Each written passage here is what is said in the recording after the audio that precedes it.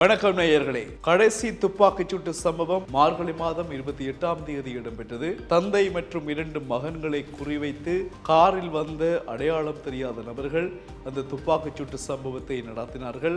அதில் ஒருவர் உயிரிழந்தார், மற்றவர் படுகாயமடைந்தனர். இந்த சம்பவம் தான் இலங்கையில் 2024ஆம் ஆண்டு இடம்பெற்ற கடைசி துப்பாக்கிச் சூட்டு சம்பவம்.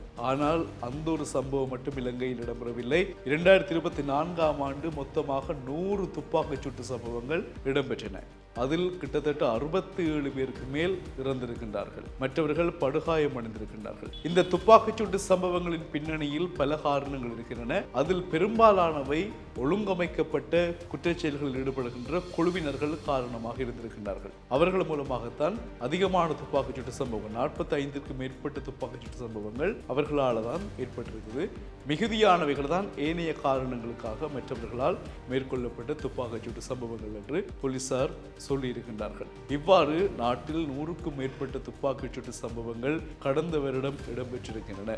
இது ஒரு கடுமையான அல்லது மிக மிக ஆபத்தான எச்சரிக்கையான விடயமாக பார்க்கின்றார்கள். இவ்வாறு துப்பாக்கிச் சூட்டு சம்பவங்கள் நிகழ்த்தி மற்றவர்களுடைய உயிரை பறிக்கின்றவர்கள் எவராக இருந்தாலும் சட்டத்தின் முன் கொண்டு வரப்பட வேண்டும். என்ன காரணம் என்றாலும் சட்டம் இருக்கிறது, நீதி இருக்கிறது, நீதிமன்றம் இருக்கிறது. அதை விடுத்து தனிப்பட்ட எங்களுடைய தாக்குதல்கள் மற்றவர்களுடைய உயிர்களை பறிப்பதை ஏற்றுக்கொள்ள முடியாது என்பது போலீசார் கொண்டு வந்த கடுமையான விடயம். இந்த விடயத்தை நாங்கள் பார்க்கின்ற பொழுது 100க்கும் மேற்பட்ட துப்பாக்கிச் சூட்டு சம்பவங்கள் நடந்திருக்கின்றன.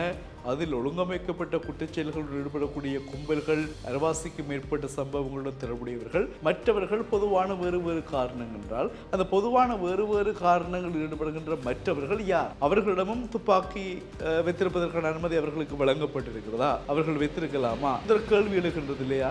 முழுக்க முழுக்க ஒழுங்கமைக்கப்பட்ட குற்றச்செயல்களை செய்வோர் தான் ஈடுபட்டார்கள் என்றால் அவர்களை ஏற்றுக்கொள்ளலாம், சரி, ஓகே. மற்றவர்கள் சிறு சிறு காரணங்களுக்காக ஈடுபட்டார்கள் என்றால் அந்த மற்றவர்கள் யார்? இது இலங்கையில் மிகவும் பாடுதல். இதுதான் வெளிநாடுகளில் நடக்கக்கூடிய விடயங்கள். ஏதாவது பிரச்சனை என்றால் டக்கண்டு சுடக்கூடிய வாய்ப்புகள் இருக்கும் இல்லையா? எனவே அது மாதிரி இலங்கையில் ஆகிவிடக் கூடாது என்பதற்காக சட்டங்கள் கடுமையாக்கப்படுகின்றன. இனிவரும் காலங்களில் இந்த துப்பாக்கிச் சூட்டு கலாச்சாரம் அல்லது வன்முறை சம்பவங்களை குறைப்பதற்கான நடவடிக்கைகளை மேற்கொள்வதற்காக ஒவ்வொரு மாகாண போலீஸ் அதிகாரிகள், உயர் அதிகாரிகளுக்கு சிறப்பான முறையில் அவர்களுக்கான ஆலோசனைகள் வழங்கப்படுகின்றன. எவ்வாறு நடந்து கொள்ள வேண்டும் என்ற விடயங்களும், சந்தேக நபர்களை கைது செய்து சட்டத்தை முன்னிறுத்துவதற்கான நடவடிக்கைகளை துரிதமாக மேற்கொள்வதற்குரிய நடவடிக்கைகளை விரைந்து எடுப்பதற்கான நடவடிக்கைகளும் மேற்கொள்ளப்படுவதாக சொல்லப்பட்டிருக்கிறது. அதன் அடிப்படையில் தான் நாங்கள் ஏலவை பார்த்த செய்தி ஒன்று. யாழ் மாவட்டத்திலும் பிரதி போலீஸ் அதிபர் காளிங்கி ஜெயசிங்க அதிரடி உத்தரவு என்று பிறப்பித்திருக்கின்றார். அதில் அவர் சொன்னபடியும் யாழ் மக்கள் இனி பயப்பட தேவையில்லை, அந்த அளவிற்கு நாங்கள் சரியான முறையில் சட்டத்தை கொண்டு வருவோம், வன்முறை சம்பவங்கள் இடம்பெறாமல் பாதுகாப்போம் என்பதாகும். இது யாழ் மாவட்டத்தில் மட்டுமல்ல, ஒட்டுமொத்த இலங்கை எல்லா மாவட்டங்களையும் இருக்கக்கூடிய ஒரு பயமான சூழ்நிலையாக பார்க்கப்படுகிறது. எந்த மக்கள் வெளியில் போனாலும், எப்போ போகலாம், என்ன மாதிரி போனாலும் பயம் என்ற மாதிரி உருவாக்கினால் அது பழைய யுத்த காலத்தை மீண்டும் நினைவுக்கு கொண்டு வரக்கூடிய சந்தர்ப்பங்களாக அமைந்துவிடும். எனவே அதங்களுடைய கல்வி வசதிகளை பாதிக்கும், பொழுதுபோக்கு விடயங்களை பாதிக்கும், பொருளாதாரத்தை முழுவதுமாக பாதிக்கும், எல்லாத்தினுடைய சுதந்திரங்களையும் அது சரியாக கடுமையாக பாதிக்கும். மீளவும் நாங்கள் பழைய யுகத்துக்கு செல்ல வேண்டிய ஒரு துப்பாக்கி நிலை ஏற்படலாம். எனவே எல்லோரும் உணர்ந்து செயல்படுவோம். இந்த விடயம்தான் குறிப்பிடப்பட்டிருக்கிறது. செய்திகளுக்காக தொடர்ந்தும் டியூப் தமிழோடு இணைந்திருங்கள். மீண்டும் சந்திக்கலாம். வணக்கம்.